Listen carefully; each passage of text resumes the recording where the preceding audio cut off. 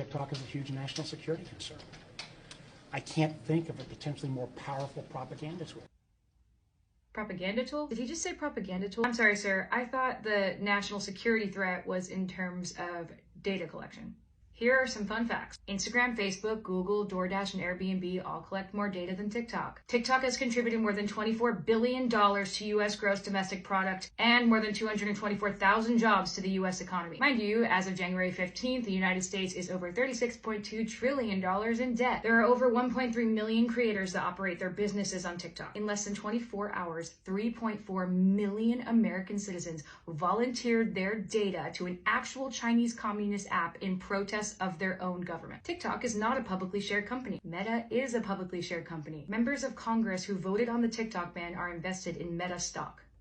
Meet your politicians. Senator Markway Mullen purchased between $15,000 and $50,000 of Meta shares on January 2nd, 2024 and January 26, 2024. Mike McCall, who introduced the TikTok ban legislation, was a little bit sneakier about it by using his family's trust to purchase his Meta stock. Representative Byron Donald voted yay and purchased Meta stock on December 6th. Representative Greg Stanton voted yay and purchased Meta stock on November 9th, 2023. Representative Diana Harshbarger voted yay and purchased Meta stock on March 3rd, 2023. Representative Ro Khanna voted nay but purchased Meta stock on November 7th. Representative Dan Crenshaw voted yay and purchased Meta stock on December 2nd, 2022. Representative Marjorie Taylor Greene voted yay and purchased Meta stock on December 30th. The list goes on and on. You guys can look it up. Members of Congress are actually required by law to disclose their financial transactions, including stock trades, under the Stock Act. Ironically, the purpose of that law is to make sure that Congress members do not make any major decisions if there's a personal financial benefit. The irony of fear-mongering a nation about the threat of Chinese communism by stripping them of their jobs,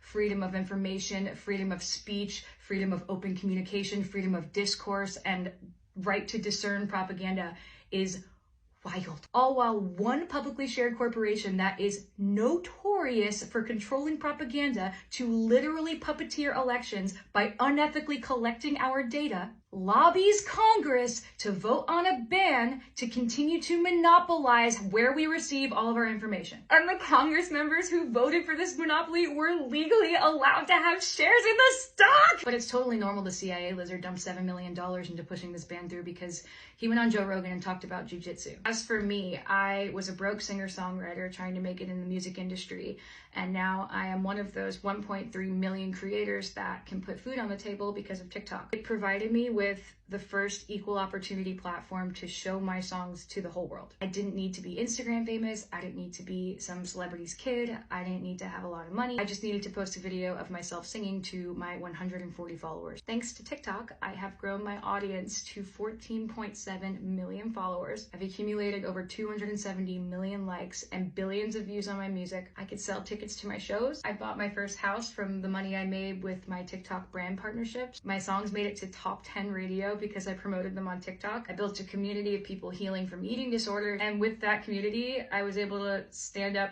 to a multi-million-dollar corporation called Victoria's Secret. I got to sing songs with first responders, doctors, small business owners, artists, kids, grandparents, Olympians, magicians, veterans, triple amputees. My TikTok account was not only mine.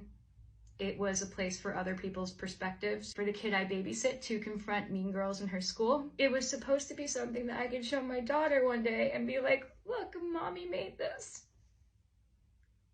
And you can do anything too. You can follow your dreams and you can change the world.